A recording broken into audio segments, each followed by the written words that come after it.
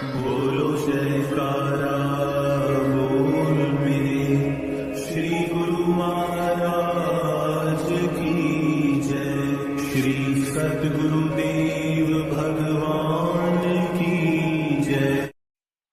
गुरुमुखो, भक्त अपने मालिक को सैकड़ों हजारों नामों से पुकारते हैं। कुछ उसे राम राम कहकर याद करते हैं, कुछ उसे अल्लाह कहकर पुकारते हैं, जबकि दूसरे उसे वाहगुरु, सतनाम, ईश्वर, परमात्मा आदि कहते हैं। जैसे माता अपने बालक को भिन्न भिन्न नामों से भिन्न भिन्न अवसर पर बुलाती है, परंतु सभी नाम अपने बालक के लिए उसके गहरे प्रेम को अभिव्यक्त करते हैं। इसी तरह भिन्न भिन्न लोग अपने मालिक को प्रेम और सादर से भिन्न भिन्न नामों से पुकारते हैं, परंतु यह सभी नाम जीवा और होठों के हिलने से उच्चारित होते हैं और संतों की वाणी में इन्हें सिफाती नाम या फिर विशिष्ट नाम कहा गया है। जो नाम मालिक की स्तुति में गाए जाएं उन्हें सिफाती नाम कहते हैं, परंतु यहाँ यह प्रश्न उपस्थित होता है कि यदि यह सब नाम एक ही लक्ष्य की ओर ले जाते हैं तो सबको एक बराबरी खुशी हासिल क्यों नहीं होती। यह संदेह बिल्कुल सही है। इन नामों के उच्चारण मात्र से ही जीव माया की भूल भुलैया से मुक्त नहीं हो सकता। अधिक से अधिक इससे उसे स्वर्ग का जीवन मिल सकता है, परंतु जो ही उसे स्वर्ग की अवधि समाप्त हो जाएगी उसे वापस पृथ्वी पर भेज दिया जाएगा, परंतु किस रूप में यह कुछ नहीं कहा जा सकता। इसलिए बुद्धिमान साधक उस विशेष नाम को जानने के लिए उत्सुक रहते हैं जो उन्हें मालिक के धाम के द्वार से मिला सकता है, जो मालिक के धूर्धाम तक ले जाया जा सकता है। कुछ लोग प्रतिदिन मालिक की स्तुति गाकर ही संतुष्ट हो जाते हैं, परंतु क्या इन उपायों से वह मुक्ति प्राप्त कर पाता है? यह उन लोगों से तो अच्छे हैं जो बिल्कुल पूजा आराधना नहीं करते और उन्हें कुछ संतोष भी रहता है कि वह मालिक के समीप पहुंच रहे हैं, परंतु फिर भी इनके रहन सहन का ढंग, परस्पर व्यवहार और जीवन के अन्य कार्यकलापों से यह स्पष्ट हो जाता है कि इनके जीवन में कोई संतोषजनक परिवर्तन नहीं हुआ है। जो जीव अपने जीवन को सचमुच अच्छा बनाना चाहता है उन्हें भक्ति मार्ग पर चलने के लिए साक्षात हुजूर सद्गुरुदेव जी की शरण में आना चाहिए। सच्चा नाम तो बहुत विरले लोग जानते हैं। यह एक ऐसा गुप्त रहस्य है जो पूर्ण सद्गुरु के हृदय में गुप्त रहता है और केवल उन्हीं को बताया जाता है जो उनकी शरण में आकर विनयपूर्वक प्रार्थना करते हैं।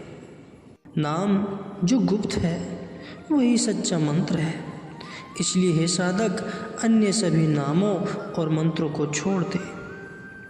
उस नित्य नाम को जो कि गुप्त है उसे कोई विरले ही जानते हैं, क्योंकि ईश्वर की विशेषताएं असंख्य हैं, इसलिए उसके नाम भी असंख्य हैं।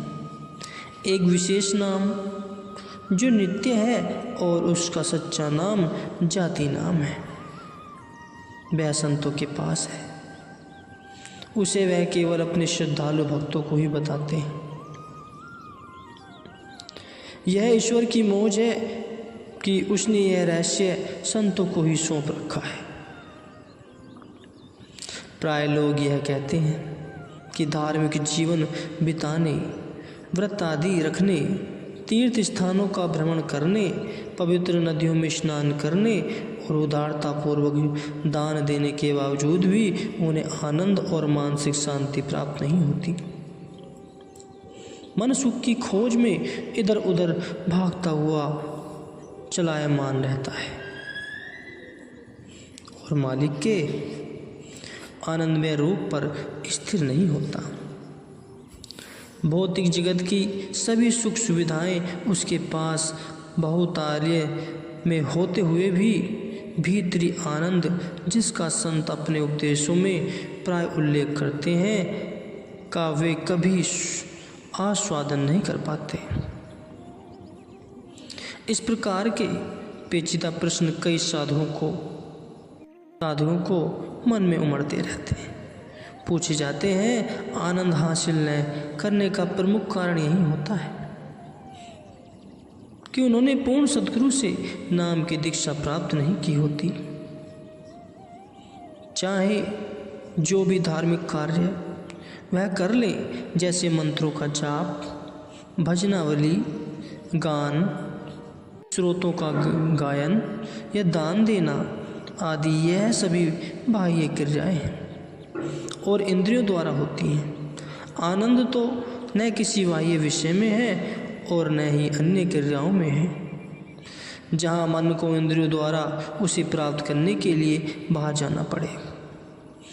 जब तक मन आनंद पाने के लिए बाह्य जगत में भटकता रहेगा, तब तक वह रस भोग के अपने स्वभाव को नहीं बदल सकेगा।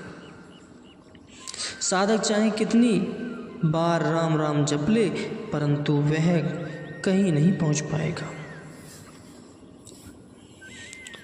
गुरुवाणी में वर्णन आया है, राम राम शंभो कहे, कहिए राम ने होय, गुर प्रसादी राम मनि बसे, ताफल पावे कोय।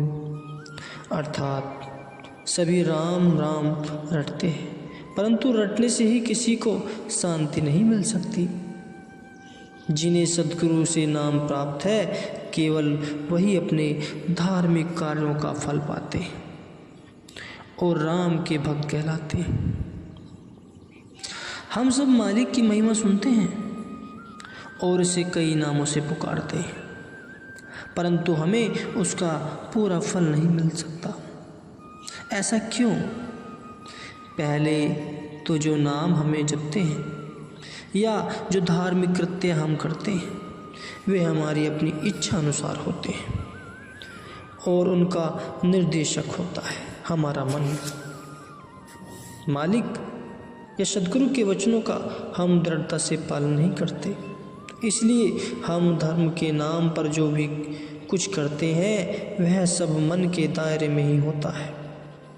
मन स्वयं माया रूप है और अपनी इच्छा अनुसार सब कार्य करता है, परंतु कितनी ही ऊंची उड़ान क्यों न भर ले, माया के वचनों को यह मन पार नहीं कर पाता।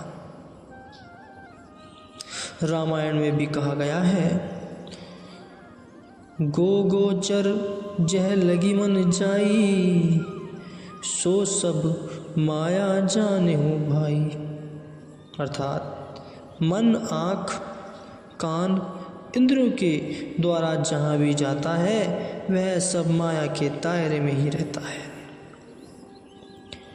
मन स्वयं ही माया का साथी है, इंद्रियों का दास है, जो उसे सुख दुख की सूचना देती है।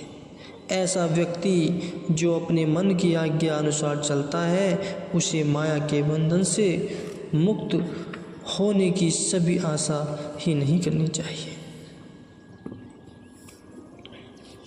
उसे शुभ कर्म और धनानी का बहुत अभिमान होता है, परंतु यह भी मन के ही आदेश से किए जाते हैं। वह जितने भी धार्मिक अनुष्ठान करता है, सब मनमति के घेरे में ही होते हैं। निसंदेह जीव के यह सभी कर्म और उद्देश्य शुभ होते हैं, परंतु सभी मन और माया द्वारा नियंत्रित और परिचालित होते हैं। जीव के सभी शुभ कर्म में मन का ही प्रभु तत्व होता है।